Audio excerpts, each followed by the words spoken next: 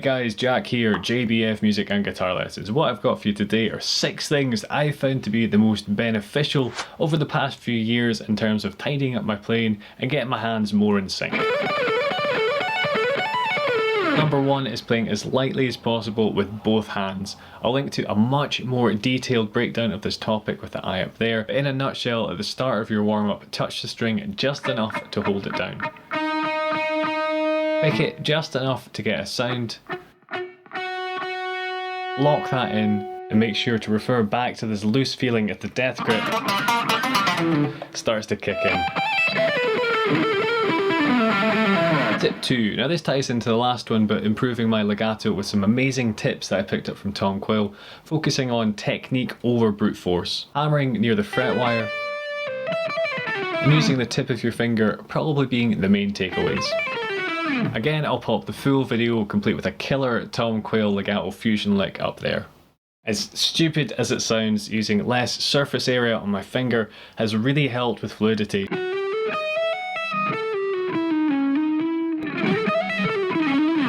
It might be more psychological than anything, but again, on guitar, that's half the battle.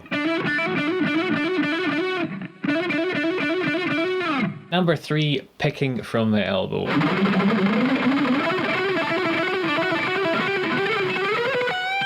Now, in the days of old when the internet was rife with why you should never pick with your elbow, and if this is true and you're a doctor or physiotherapist and know more than me, and I'm totally wrong here, then please do correct me down in the comments. But I noticed that when I'm up at the kind of ludicrous speed, my picking changes. There's a gear shift into this kind of trem picking type thing.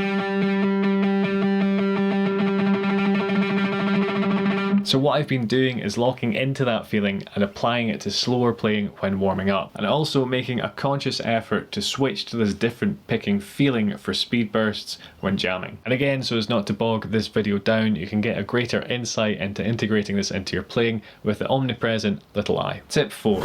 Light palm muting. So applying a tiny bit of palm muting, even on the higher G, B and E strings, seems to really help clean stuff up. It's tricky to get off the bat if you're a really heavy muter like Scott Ian from Anthrax, but check out how guys like Alexi Leo did this and you'll probably soon get a feel from it.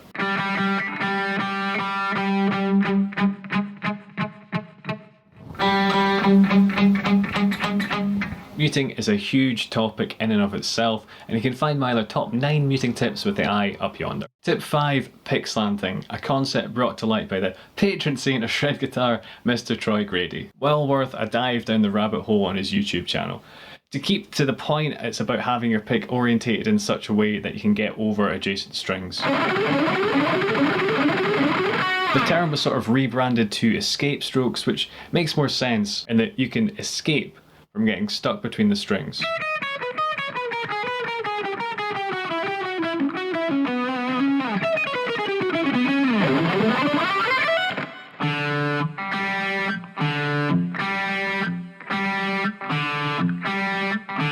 Now, as simple as that sounds, is much easier said than done, and oddly enough, not that intuitive, well, for me anyway, despite being a very simple concept. And again, you can get a 5-minute 101 tutorial of how to tackle it with the eye up there. Number 6 is playing with less gain.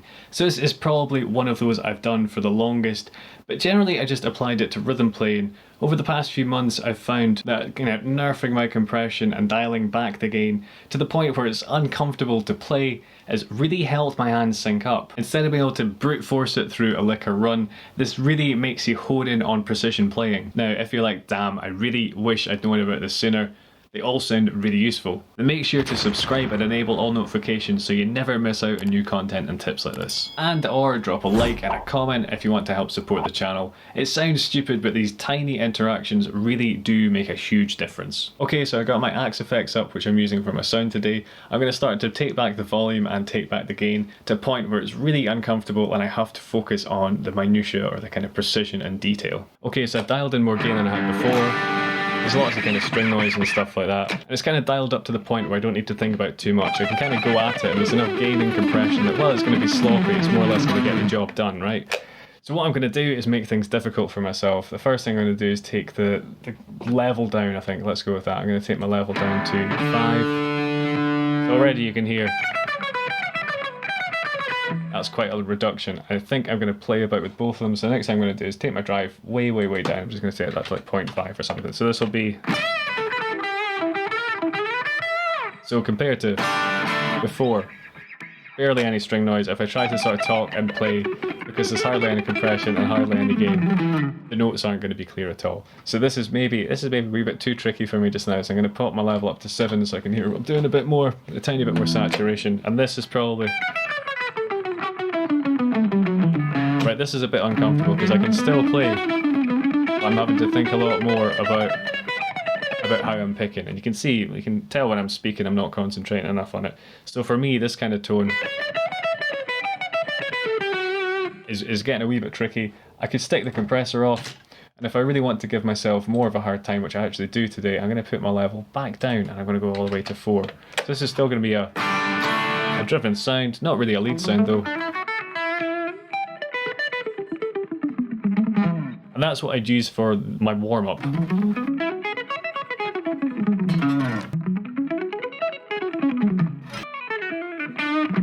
The main trick here is to do all this stuff as you begin warming up for playing. Now, once you have warmed up, I would just use whatever tone suits the purpose. If you're going to gig or record or just jam, use that sound. But to begin with, for practicing, make it a little bit difficult for yourself.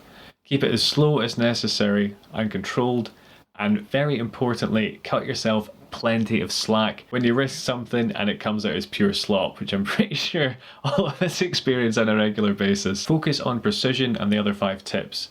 With that in mind, I've taken to doing a really simple warm-up recently that gets my hands used to pick slanting, playing lightly, palm muting, and all that other good stuff. Just going up and down the pentatonic scale. I'm most comfortable starting on an up when ascending, all upward pick slanting, and a down when descending. That's all downward pick slanting. After that, starting on an up when descending feels okay for the most part. Then, for me, the problem child is starting on a down whilst ascending, those being all downward pick slanting in a downward direction. And you can loop this pentatonic exercise, so I'm going to start on the upstroke because I'm most comfortable doing that. And I'm just going to start coming back down. Which conveniently for me is that kind of downward pick slanting but descending, which is probably my kind of second favourite way to pick. And again, when I'm doing this, as you might have noticed, I'm applying a bit of light palm muting. I'm letting my fingers move so they're not anchored, and I'm trying as much as I can to use the tips of my fingers. Although all these things are relatively new concepts to me, so it's still very much a work in progress. When I've got that feeling okay, I'll start my dreaded down while ascending, so I'll do that. And then when I'm coming back up, it's going to be upward pick slanting. And again, you can just loop this.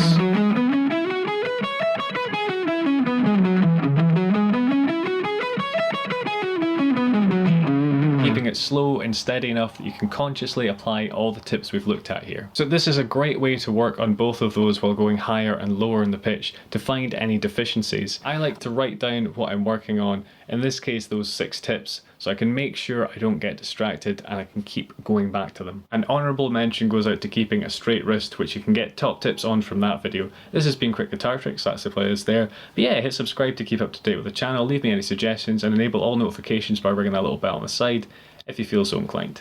Cheers guys.